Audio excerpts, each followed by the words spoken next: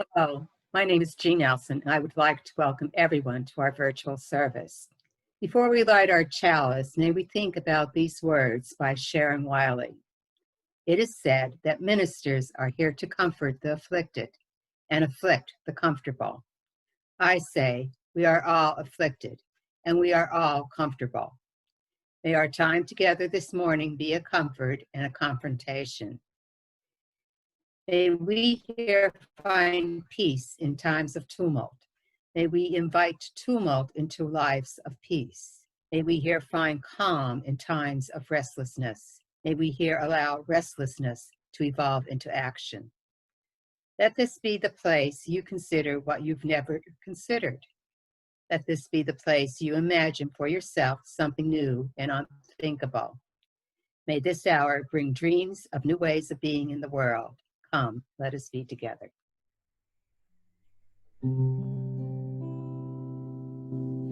Vote for me, vote for me. I'm the one you can trust, you'll see. Play your part in democracy. It's election time again. We'll deal with immigration if you vote for us this time. And we'll build a lot more prisons, and we'll be tough on crime. We'll make this country great again, bring industry back here. Just give us your support and you'll have nothing left to fear. Vote for me, vote for me. I'm the one you can trust, you'll see. Play your part in democracy. It's election time again. And we'll do our best in healthcare. We'll cut out all the fat. We'll give you better teachers and simple things like that. It'll cost you less in taxes if you make your mark for us. And we'll deal with unemployment with a minimum of us. Vote for me, vote for me. I'm the one you can trust, you'll see. Play your part in democracy. It's election time again. At this time, Reverend Jim will read us a story for all ages. Thank you, Bonnie. I've got yet another Shel Silverstein poem to share today. This one about a little guy named Clarence who decided he wanted to replace his parents. It may sound like that doesn't have a whole lot to do with today's message, but you'll see in a little bit that it really does. Here it goes. Clarence Lee from Tennessee loved the commercials he saw on TV. He watched with wide, believing eyes and bought everything they advertised. Cream to make his skin feel better, spray to make his hair look wetter, bleach to make his white things whiter, stylish jeans that fit much tighter, toothpaste for his cavities, powder for his doggy's fleas, purple mouthwash for his breath, deodorant to stop his sweat. He bought each cereal they presented, bought each game they invented. Then one day he looked and saw a brand new ma, a better pa. New, improved in every way. Hurry, order yours today. So of course our little Clarence sent off for two brand new parents. The new ones came in the morning mail. The old ones he sold at a garage sale. Now they're all doing fine. His new folks treat him sweet and kind. His old ones work in an old coal mine. So if your ma and pa are mean and make you eat your lima beans and make you wash and make you wait and never let you stay up late and scream and scold and preach and pout, that means they're wearing out. So send off for two brand new parents and you'll be as happy as little Clarence. So ends the story.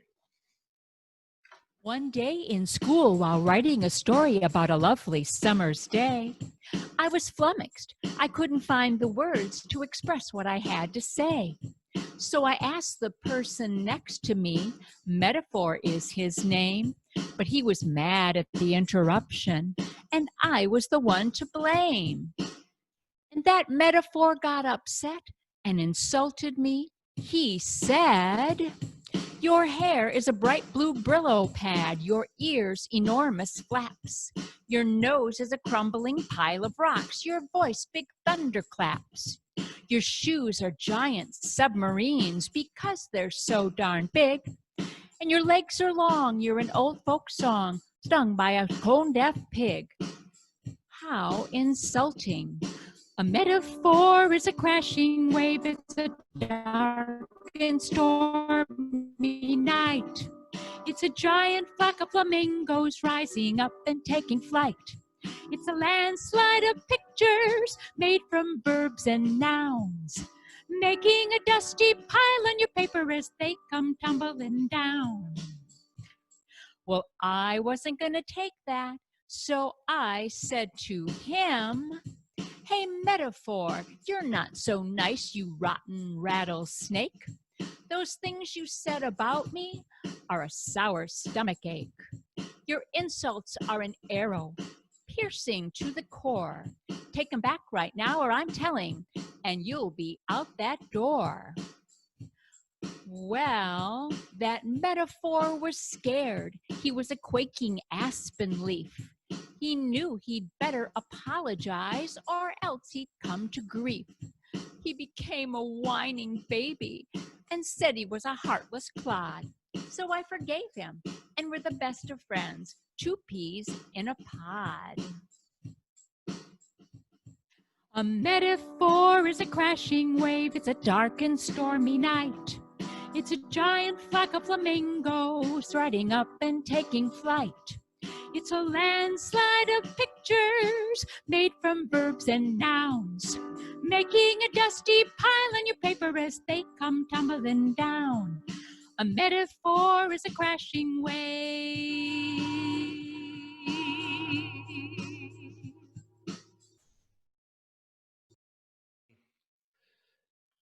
This is from George Lakoff's book, Moral Politics. He asks, can we explain what unifies the collections of liberal and conservative political positions? Do models of the family and family-based moral systems allow one to explain why liberals and conservatives take the stands they do on particular issues? The problem is a difficult one. Consider conservatism. What does opposition to abortion have to do with opposition to environmentalism? What does either have to do with opposition to affirmative action or gun control or the minimum wage? A model of the conservative mind ought to answer these questions, just as a model of the liberal mind ought to explain why liberals tend to have the cluster of opposing political stands. The question of explanation is paramount. How precisely can one explain why conservatives and liberals have the clusters of policies that they have? Let us ponder these questions in a moment of silence.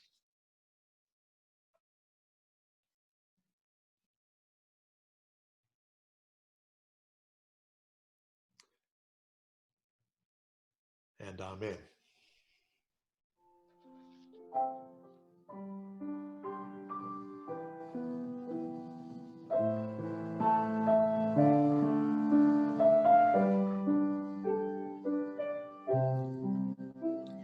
Spirit of life, come unto me.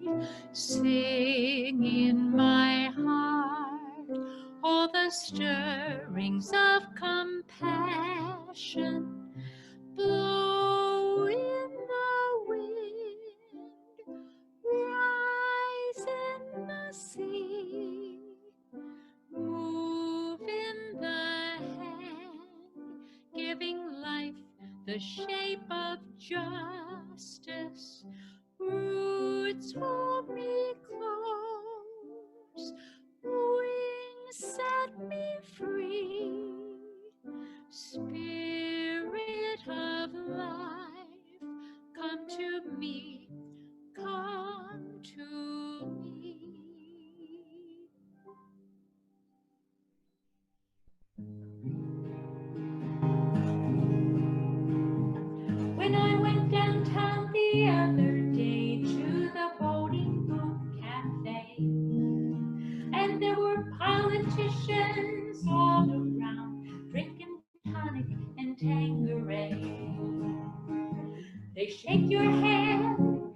kiss your cheek.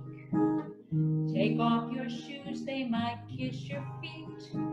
There'll be a lot of kissing every day at the voting booth cafe.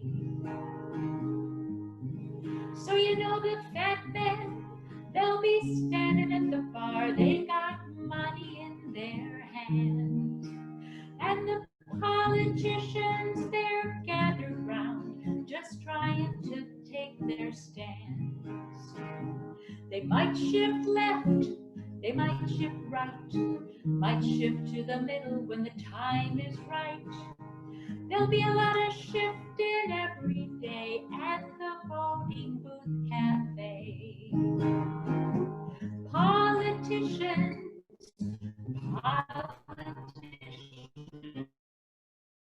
you can't trust them, you can't live with them. Politicians, please go away from the voting booth cafe. Well, the senators and the congressmen, they line up to make their pitch. But without a lie detector, you can't tell which is which. Protect the border, support the war.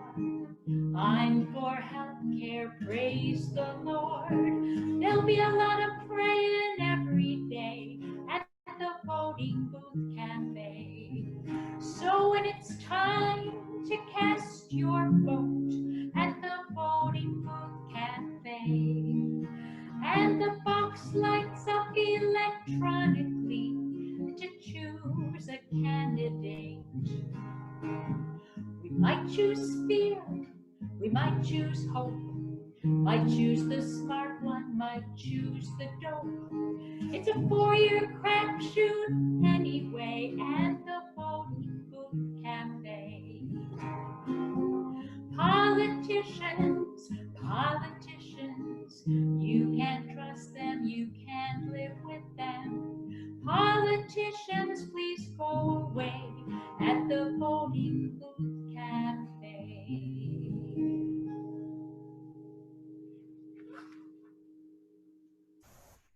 It's time for our offertory. The offering for the work and the welfare of this church will now be given and received. Please go to our website, uutarpon.org, or mail your offering to 57 Reed Street. The complete address is on your screen. And thank you.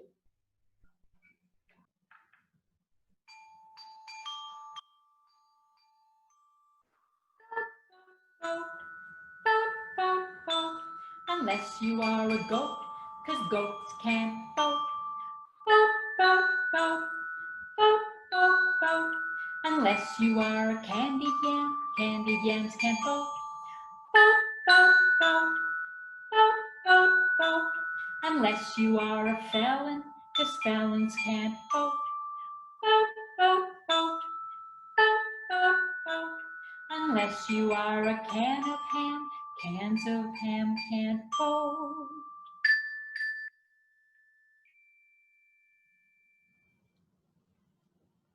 Reverend Jim will now offer us our message for the day. Thank you, Bonnie. Well, why do liberals and conservatives disagree?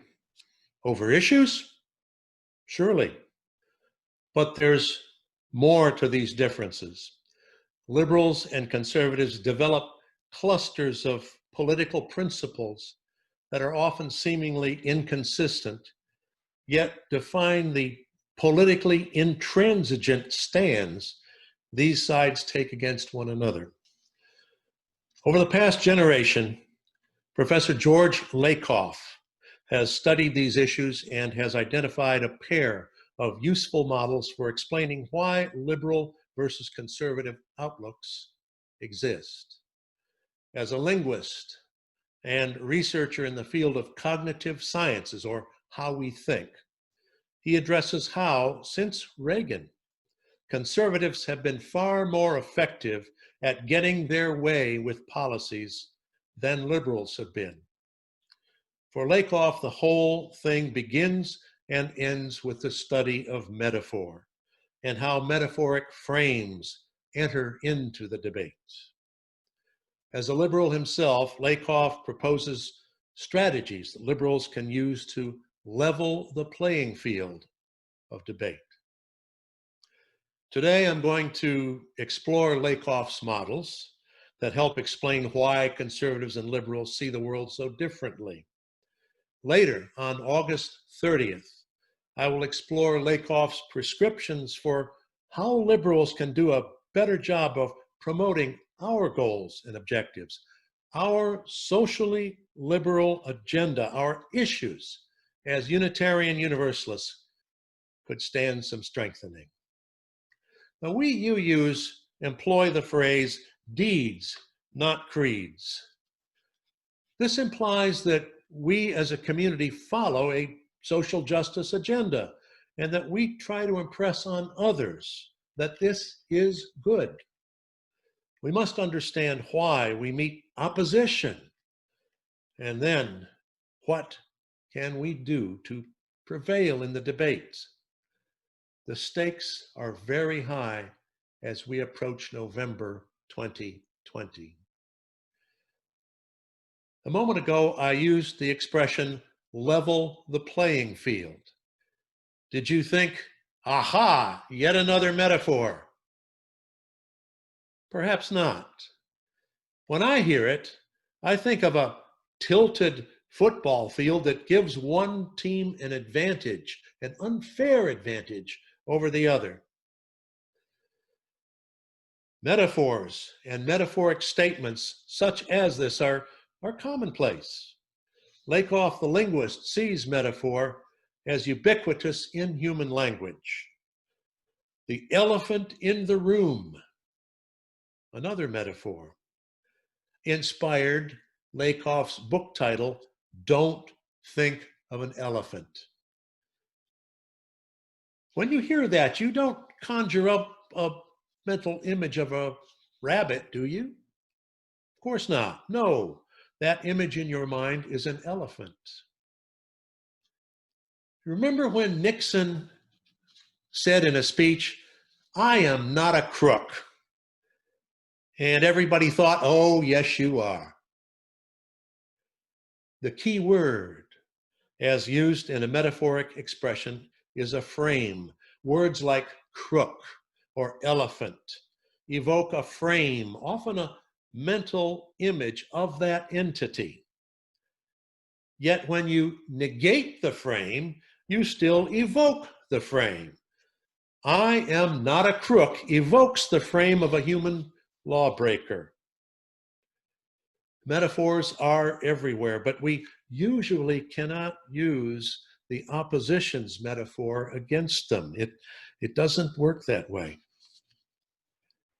An effective use of such a frame came into use during the George W. Bush administration. It was tax relief. The key word is relief. That's the frame. Relief is removing an affliction, like taking an aspirin for a headache. The frame depicts a disease. Taxes are a disease and require treatment. Not so much a visual image in this case, but it evokes a feeling of nausea when you see that federal withholding line on your pay stub. Conservatives commandeered this metaphor, this frame, this tax relief. Make no mistake, it was deliberate. Liberals arguing for progressive tax rates cannot use this frame, tax relief. If they do, they are villainized as wanting to impose the pain of higher taxation. In the early Bush years, the Democrats mistakenly used the Republican frame of tax relief.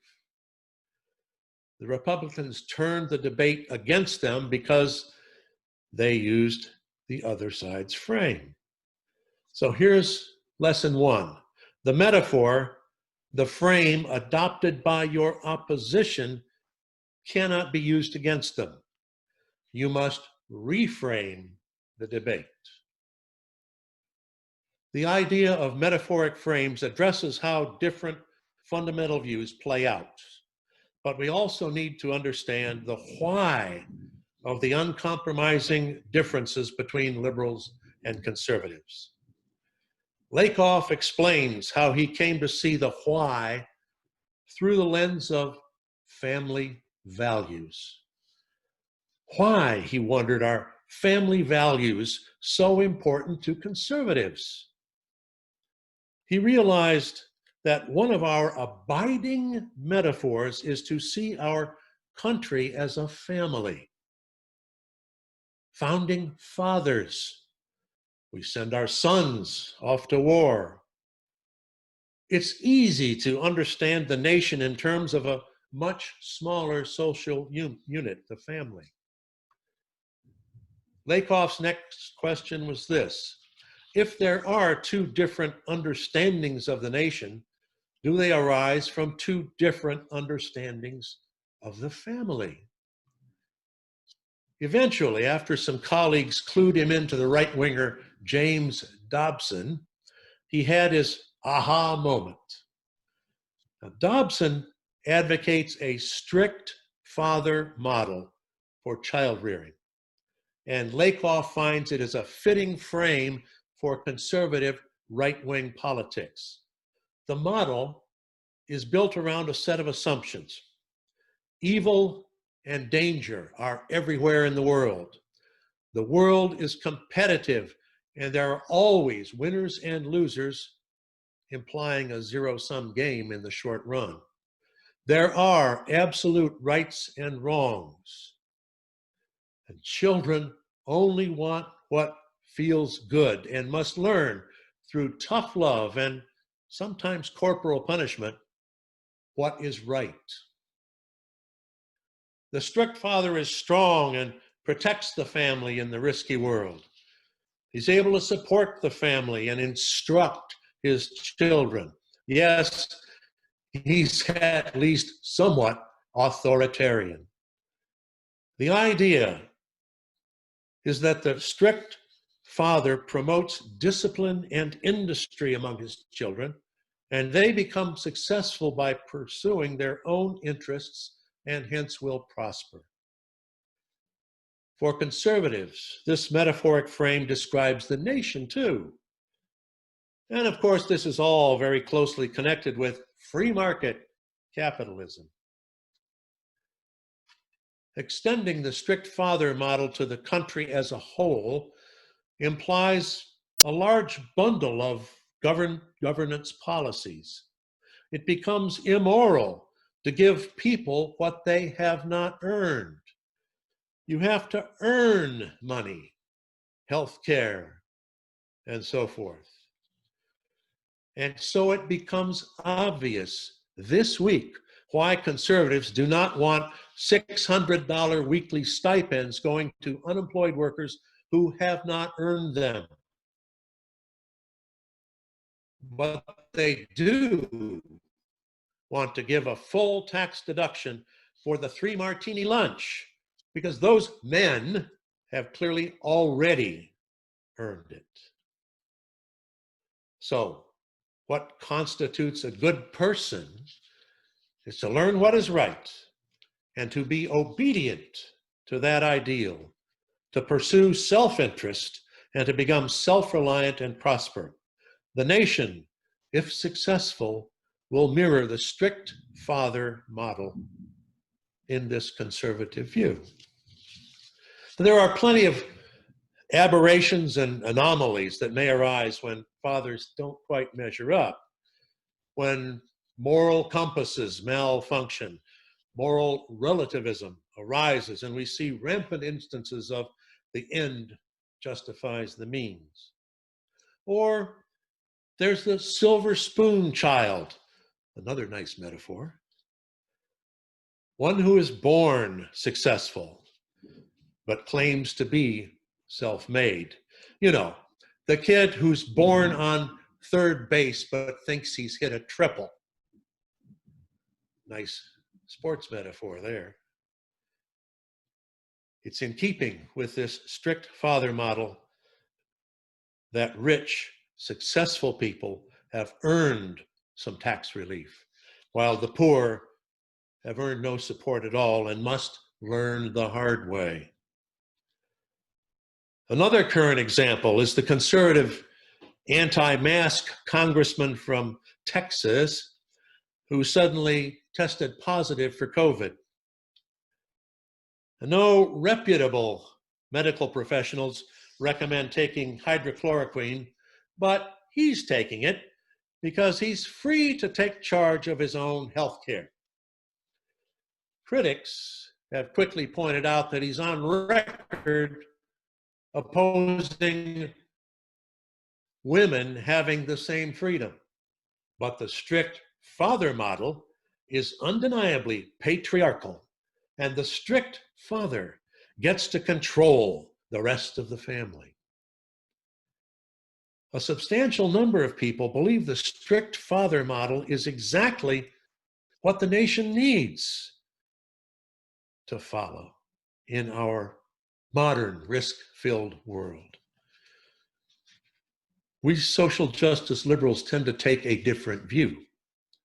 After all, the opposite of liberal is not conservative, it is authoritarian. The strict father model may well work in many families, but that does not make it the perfect model for running the nation. Lakoff asks, is there a comparable family model that reflects liberal values? Another voice is heard from. He concludes that there is, and it is the nurturing parent model, the nurturing parent model. In this model of the ideal family, the nurturing parent is gender neutral. Both men and women must be nurturing parents. All parents are responsible for child rearing. Children are good and can be encouraged to become better. Our job is to help make the world a better place, to learn, then teach empathy and responsibility so as to pass it along. Parents care for their children, know when they're hungry, know when they need a diaper change, and so forth. They need care, but parents must also care for themselves so as to be effective. Many nurturing values come to mind, such as being free to achieve fulfillment, having opportunity, being treated fairly, and learning cooperation. These are some of the values that comprise the nurturing parent model, and thus provide the frame for the liberal view of how our country ought to function. Lakoff argues that because these family metaphors are so strong, so controlling of national politics, that political and social debate really center on values rather than issues. National debate is conflicted, to be sure, but it is actually about competing family value metaphors, the strict father frame up against the nurturing parent frame. I remember asking a New York acquaintance, a labor unionist, a steward in his local and staunch conservative, why he was so staunchly conservative when they so oppose unions. Why was he so oblivious to his own self-interest? His answer was vague at best. He was just not concerned with that.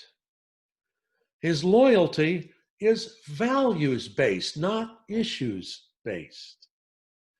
He's a strict father guy from the get-go. And he has lots of company in New York, I noticed when I lived there, where Republican union members are really pretty common.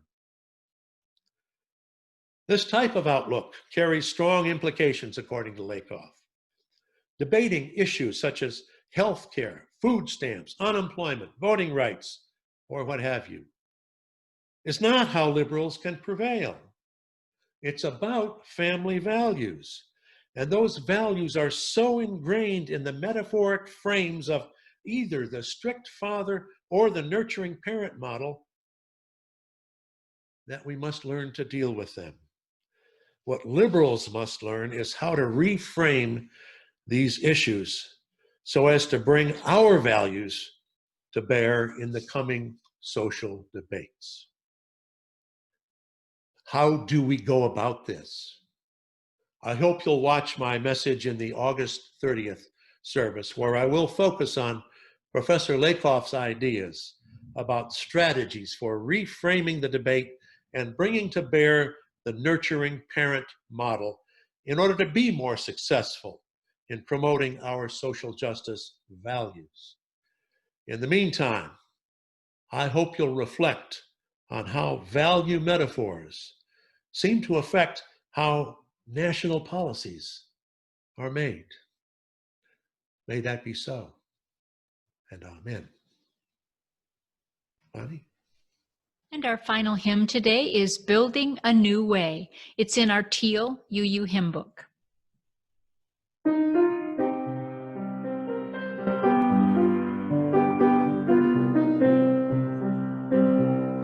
We are building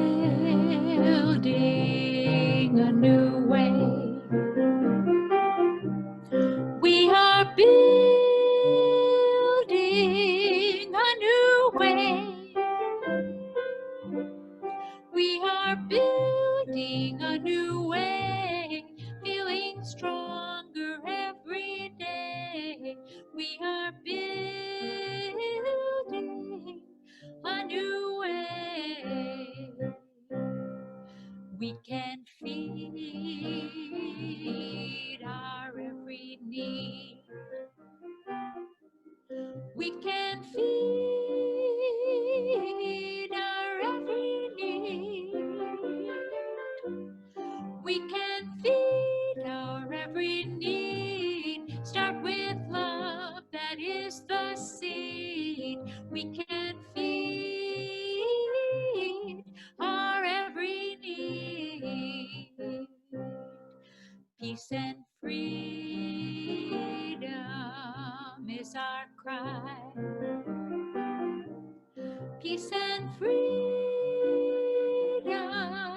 is our cry. Peace and freedom is our cry. Without these, this world will die. Peace and freedom is our cry. Let's have our closing words now from Jean. Words are by Cynthia Lanthrum.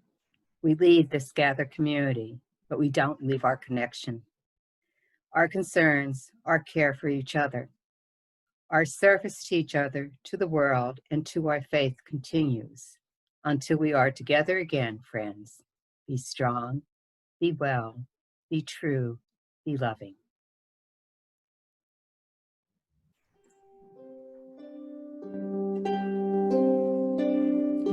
Go now in peace.